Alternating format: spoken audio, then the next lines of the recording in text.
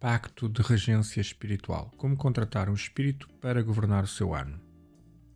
O objetivo desta aula é ajudá-lo a escolher um espírito regente, seja ele um daimon, um deus, para o seu ano. Uma prática que, quando bem executada, acaba por se tornar uma grande fonte de poder espiritual. Isto porque estamos perante aqui uma forma de magia contínua, sofisticada, que permite a união de dois mundos. Um espírito regente, de maneira simples, é uma força consciente, e aqui entra Deus, daimon, arcanjo, etc., que governa uma determinada área da existência. Este conceito, aliás, atravessa toda a história da magia, sobretudo ocidental, e encontra aqui muitos paralelos em diferentes tradições, como nomeadamente na tradição grega. Um exemplo claro que quase todos nós conhecemos são os dias e horas planetárias. Todos os dias, como sabemos, têm um regente. Por exemplo, sexta-feira é regida pelo dia de Vênus, que neste caso Vênus é a regente e é atribuída então as características específicas ao planeta e à deusa, que neste caso é o amor, a beleza, a harmonia, as relações sociais, etc. Bem-vindo ao canal, espero que esteja tudo bem contigo. Meu nome é Siegfried Wilms, tenho um PhD em Ciência e Metafísica, doutoramento honoris causa em Mentalismo, sou frater superior do Arroz Celeste e Orauto Odrei. No meu site vai encontrar vários grimórios, vários livros de magia que lhe vão ajudar a alcançar a vida que deseja. O ideal é que escolha aquele grimório que mais se adapta às suas necessidades e desejos. Lilith, amor, poder, sedução, Hermes, dinheiro, riqueza, Apolo para sucesso e fama, e depois temos outros grimórios, como é o caso do grimório de Paimon para sucesso e fama, mas pelo caminho da mão esquerda, e o grimório de Lucifus Rofcal para poder e riqueza. Caso tenha uma dificuldade em escolher o grimório ideal para si, entre em contato com o suporte que lhe ajuda a escolher. O link para o site está na descrição deste episódio. Agora um pouco de contexto histórico, porque é importante. Ter um espírito companheiro, a ideia não é moderna. Os romanos, por exemplo, tinham o seu gênios natalis, que é o gênio do nascimento, que era um espírito guardião que acompanhava o homem desde o nascimento até à morte. E este conceito existe em outras tradições mágicas. A grande diferença, porém, aqui é que o espírito não é atribuído pelo destino, somos nós que o escolhemos. Além disso, outra vantagem considerável, que é estamos aqui perante um acordo temporário. Agora, é importante também entender isto. E isto é extremamente importante, porque se não concordar com isto, não é boa ideia fazer este acordo, que é, ao escolher um regente, o operador está a ceder o seu espaço do seu ano para que esta entidade governe a sua realidade. Ou seja, trata-se aqui de uma forma de um pacto temporário, explícito, limitado e com termos definidos, mas que irão provocar mudanças na vida do operador. Materiais necessários. Aqui eu vou falar os materiais e vou integrar eles já no contexto prático para que fique mais fácil o seu entendimento. Que vai ser um caderno. Este caderno vai ser exclusivo para esta prática mágica e nele vai constar o símbolo do espírito, a diretriz principal e o registro das ofrendas, que já vai entender. Vai precisar de uma joia. Aqui esta joia vai servir como um símbolo exterior da aliança e, sobretudo, um lembrete constante da influência do espírito. Esta prática mágica também tem paralelo na tradição greco-egípcia, onde existiam objetos consagrados para manter as ligações com as forças espirituais.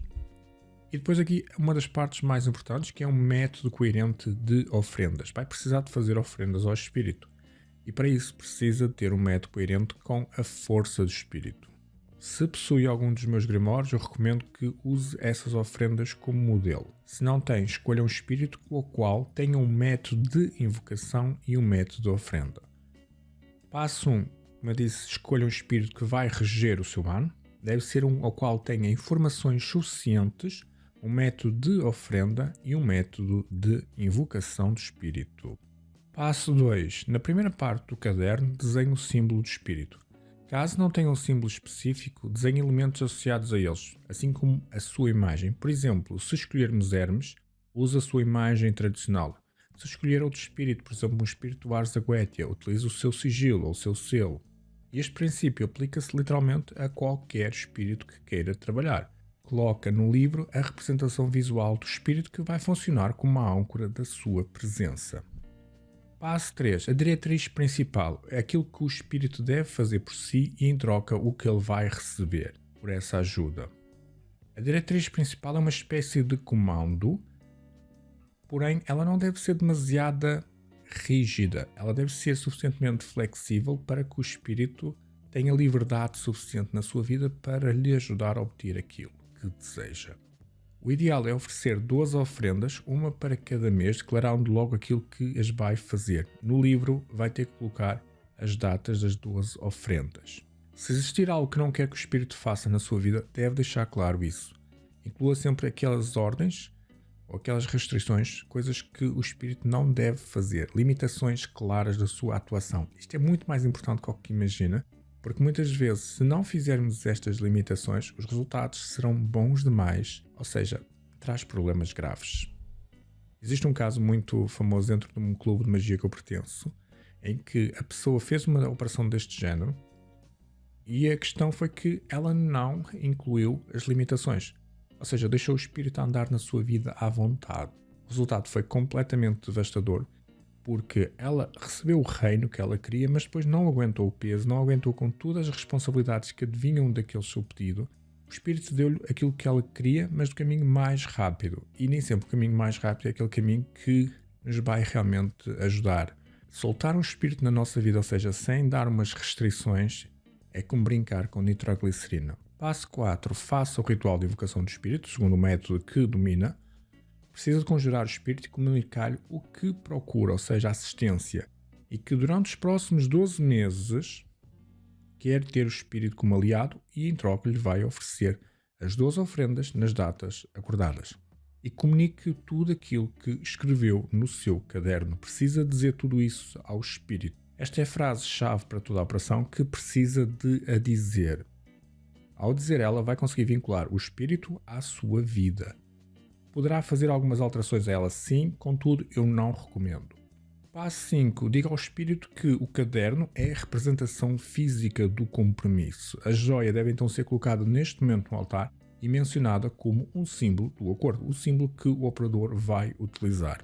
E o que é que isto tem? Primeiro tudo tem um efeito enorme na mente do operador, que é sempre que ele olhar para a joia, ele vai se recordar da influência do regente. No final do ano, o caderno deve ser dissolvido em água e a joia purificada. Durante os 12 meses, deve sempre realizar as oferendas nos dias que foram prometidos. Se não cumprir a sua parte, o espírito vai deixar de cumprir a parte dele. Um conselho importante aqui que é, esta forma de magia é muito mais eficaz, verdade? É muito mais eficaz como todas as formas de magia, se nós tomarmos ações físicas para realizarmos os nossos objetivos. Desta forma, o espírito pode ajudar de uma forma mais precisa na área em que nós precisamos de ajuda. Resumindo de maneira simples, a magia funciona muito melhor quando há uma correspondência entre a intenção espiritual e a ação mundana. Para terminar, é importante então dizer que a chave para o sucesso está na coerência entre o espírito escolhido e os seus objetivos. Se eu quero tornar-me presidente da empresa X, eu vou escolher um espírito relacionado com negócios. Se eu quero desenvolver-me espiritualmente, eu vou escolher um espírito relacionado com o desenvolvimento espiritual. É importante escolher espíritos que estejam alinhados com aquilo que nós desejamos. E depois também temos que ter em atenção que o espírito que nós devemos escolher deve ser um espírito que tenha uma personalidade similar à nossa. Quanto mais for próximo de nós, isto sabemos através da sua mitologia quando ela existe, quando não existe a partir das suas descrições. Ao fazermos isso, ao criarmos um relacionamento com o espírito, ao escolhermos um espírito que é próximo de nós conseguimos mais facilmente criar um relacionamento com ele. E isso cria um efeito muito mais benéfico. Se tiver compromisso com os seus desejos, compromisso com aquilo que deseja, compromisso com o espírito e tiver reciprocidade, você vai conseguir grandes transformações na sua vida. E terminamos assim o nosso episódio de hoje. Espero que tenham gostado. Como eu disse anteriormente, no meu site tem vários grimórios, vários livros de magia que vão ajudar a alcançar a vida que deseja. O ideal é que escolha aquele grimório que mais se adapta às suas necessidades e desejos. Lilith, amor, poder, sedução. Hermes, dinheiro, riqueza. Apolo, sucesso e fama. Depois temos outros grimórios, como o caso do grimório de Paimon para sucesso e fama pelo caminho da mão esquerda e o grimório de Lucifus Rofocal para poder e riqueza também pelo caminho da mão esquerda. Caso tenha uma dúvida, entre em contato com o suporte que lhe ajuda a escolher o grimório ideal. O link para o site está na descrição deste episódio. Um abraço forte e até ao próximo episódio.